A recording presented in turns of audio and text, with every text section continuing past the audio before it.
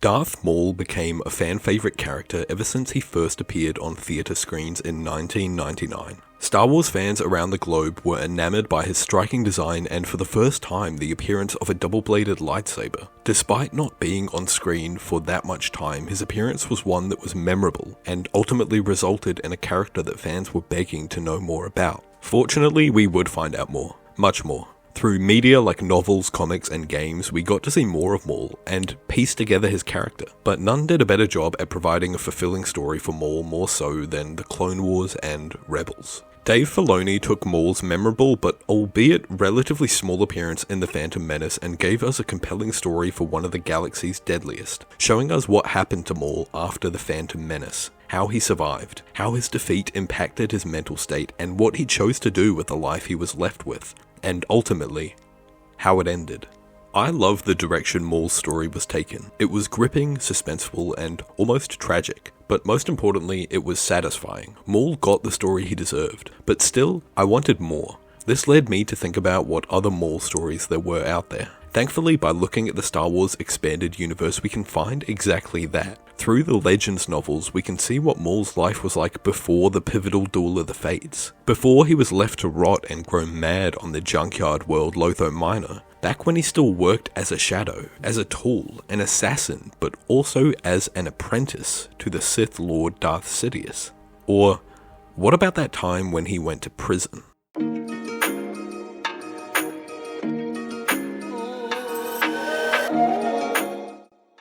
Darth Maul Lockdown was a Legends novel that released in 2014 and was written by Joe Schreiber. The book follows the protagonist, Darth Maul, attempting to complete a task given by his master Palpatine. The task being infiltrate the space prison Cog Hive 7 and find Iram Radiq, an incredibly mysterious and powerful arms dealer that would be capable of providing Maul and Sidious with a nuclear bomb, one that is crucial for Palpatine's overall plan, and if you have read the fantastic novel Darth Plagueis, then you might remember why. One of the main reasons why I enjoyed the novel so much was specifically its setting. A prison story set in the Star Wars universe is such a fascinating concept. It immediately gets the imagination running wild and makes you want to know more about where we are and how it works. I mean, even in the Andor series, the few episodes spent in the prison were by far my favorite. Getting to see the corners of the galaxy that aren't usually explored in the conventional story is great. But also there is more to Cog Hive 7 than just a prison. It's a commercial enterprise. Cog Hive 7 has the unique ability to be able to shift and change its many levels, cells, and rooms, and regularly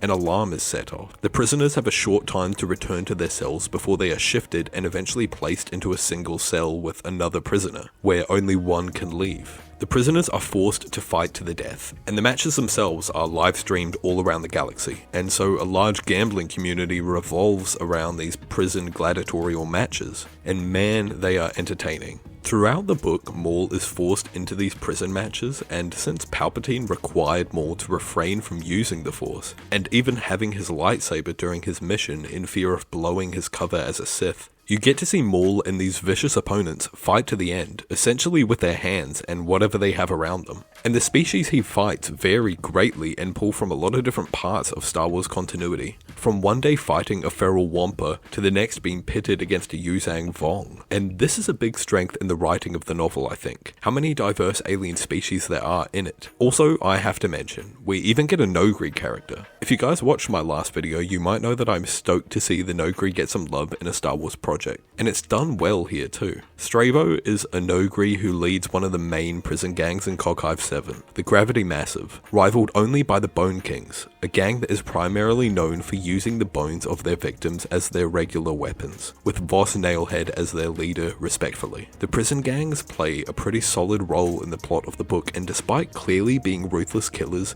they kind of grow on you. But speaking of ruthlessness, that brings us to the next thing that makes this book special.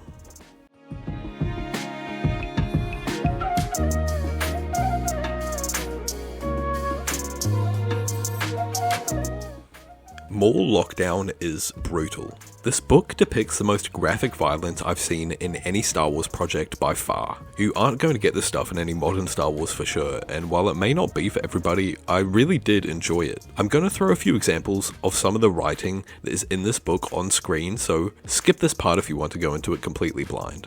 Joe Schreiber doesn't shy away from showing how cruel and violent the underbelly of the Star Wars universe can be, and with our protagonist being the ruthless dark side user Darth Maul, we have the perfect vessel from which we can experience it. Placing Maul in a prison that forces their convicts to fight in gladiator-style fights, and also restricting the use of his force abilities and lightsaber, makes a pretty perfect setting for things to get rough. And while I don't expect Disney Star Wars to match this level of grittiness with its projects, I do hope it can at least lean a bit more into the inherent danger that comes with existing in the Star Wars universe, especially being a Jedi, because to have a compelling story we need high stakes. Media like Jedi Survivor does this pretty well with its dismemberment mechanic, and while it does a good job of showing how dangerous swinging a lightsaber at a person can be, it isn't too grotesque to warrant a higher age rating, and cut off a major part of their target audience, which I think is a fair balance. But at the same time, it is also gratifying to know that there is some content out there, specifically some authors that decided to say, screw it, let's have Maul rip out a Wampa's heart.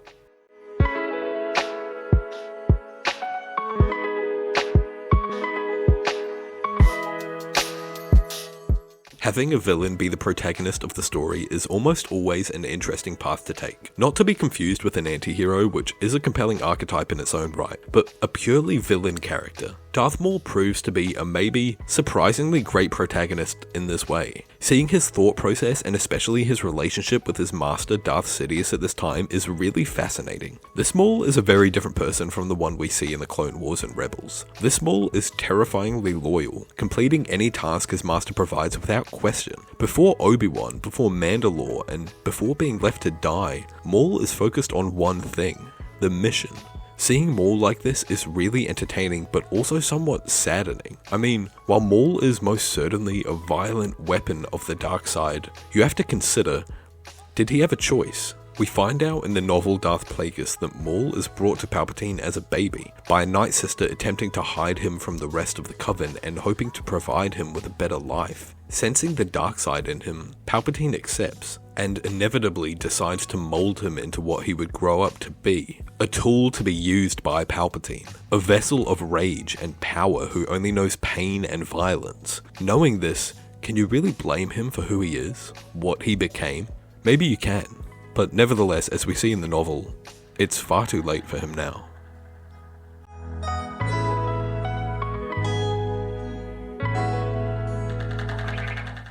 I also want to mention Darth Plagueis actually appears in this novel too. This is the only other piece of content that Plagueis actually appears in, not just mentioned, beside his own novel. And despite not being written by James Luceno, I think he's portrayed well. You really get to see at this time how Palpatine still fears his master, and without spoiling too much, rightfully so, because what Palpatine is trying to accomplish here is incredibly high risk. You get the impression that Plagueis is still toying with his apprentice. You're left wondering, how much does he know?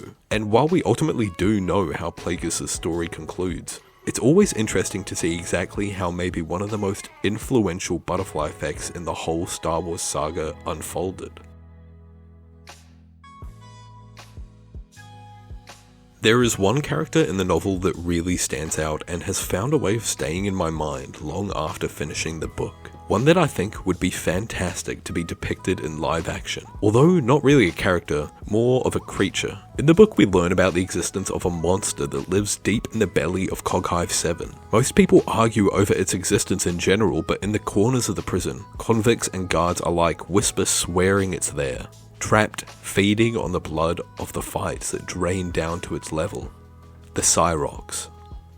The Cyrox, also known as the wolf worm, was an alpha species native to the planet Monsala. Like something out of a H.R. Geiger painting, the Cyrox was pure nightmare fuel. An enormously large white worm with a circular mouth that feeds on just about anything with blood. It starts life off as a parasite on its home planet. The female Cyrox would lay their microscopic eggs in the trees, and eventually these eggs would naturally fall into the rivers and streams that make up the natural biome of Monsala. After that, any creature or person unlucky enough to resort to drinking the unfiltered water will be unknowingly ingesting a microscopic baby Cyrox, with it over time feeding and growing inside of its host's stomach, until eventually the worm grows too big for even its host body to contain it. I'm sure you can imagine what happens next. What makes the Cyrox an especially disturbing creation in the book isn't just its life cycle though. Throughout the story, every time we see a person that manages to get close enough, they report the same unique feeling. They all describe not just hearing, but feeling voices of agony and pain as if coming from inside their own head. When a person is devoured by the Cyrox, they don't just die. Their consciousness is devoured too, trapped inside. Just listen to this excerpt from the novel, when we get to experience one of its victims making this realization in real time. The Cyrox was not only real, it was sentient. Its mind was a threnody of violence and pain, stitched together from every inmate whose body the thing had devoured during its time, squirming through the guts of the prison. Their collective minds, though dead, were somehow still living inside it. The Cyrox is horror, and I think it would work fantastic in live action. Even just an episode or a scene akin to the movie Alien would be a great opportunity to use some of the plethora of ideas that we already have in the EU. Getting to see firsthand a character encountering one of these creatures and letting the audience indulge in the fact that the galaxy far, far away is vast, and who knows what is lurking in the dark corners and levels that every so often an unfortunate soul finds himself in. The author Joe Schreiber was clearly very invested in the Cyrox as well, with him even writing a short story purely about how this specific Cyrox made its way into Coghive 7 in the first place, but I'll talk more about that at the end of the video. First, there is a plot point in the book that I need to bring up.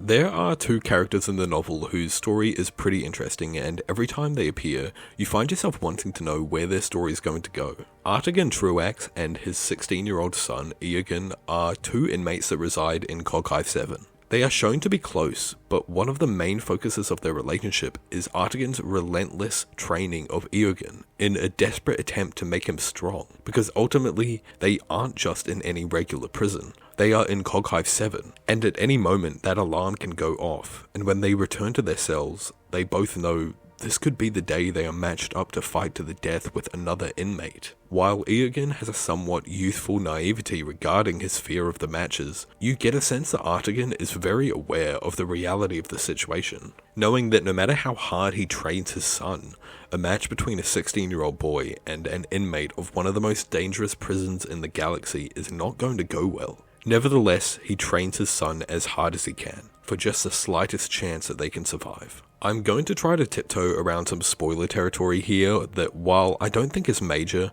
consider skipping ahead if you did want to read the novel completely blind in the future. In the last act of the story, Eogan finds himself accompanying Maul in his final stages of the mission, and their eventual escape of Coghive 7 prison. While Maul isn't necessarily fond of the kid, he is more indifferent to his presence. And because of some events that happen earlier in the story, maybe Maul in some way even feels some responsibility for the kid, in his own cold Sith way. And from Eogan's perspective, Maul is a hero. He is unbelievably strong, and with Maul, he's been safe. Eventually the duo find another character, and after some more key events, the trio make their way out, escaping relatively safely, and are left to unpack what has happened so far. It's at this point that the third character makes some comments towards Maul. He worships you, you know, the boy. What he saw you do back there. The galaxy will harden him soon enough, Maul said, if it doesn't kill him first. Perhaps you should take him with you, as an apprentice. Maul eyed her speculatively. What would you know about apprentices? This interaction, while so small in terms of the book, really intrigued me. Maul comes across dismissing, but you get the impression that this was a brand new thought to him. All his life, up until now, he's been an unwaveringly loyal tool of Darth Sidious. He's never had the opportunity to think for himself. But the other character in this conversation doesn't know any of that. She can only make her assumptions based on what she has seen so far. So she asks what seems like a natural question to ask, and unknowingly sparks something in Maul that he had never even considered before. Something that he dismisses, but something that stays. An idea. And as we know, far further in Maul's story, in the mid-seasons of Rebels, Maul meets another boy, a Force-sensitive boy named Ezra. And this time Maul is a much different person. He's been broken and rebuilt, tormented and changed into something that his previous self could never even have imagined. And this time, when meeting a young Ezra, without hesitation, he decides he will have an apprentice.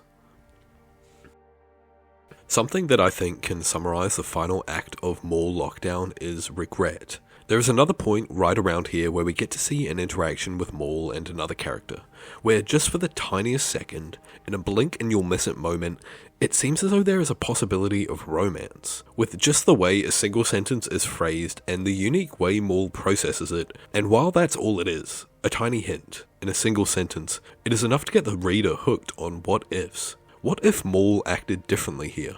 What if Maul didn't go back to Sidious? What if Maul never fought Qui-Gon Jinn? What if Maul took an apprentice? What if Maul followed his own feelings? But ultimately that's all we have. What ifs? Because we know how Maul's story goes, and we know how it ends. But I like to think that maybe there were a few moments in his life when he was alone, looking back at everything that has happened. Maul remembers his mission to Coghive 7. He remembers the things that happened and the people he met, and maybe he even looks back with regret.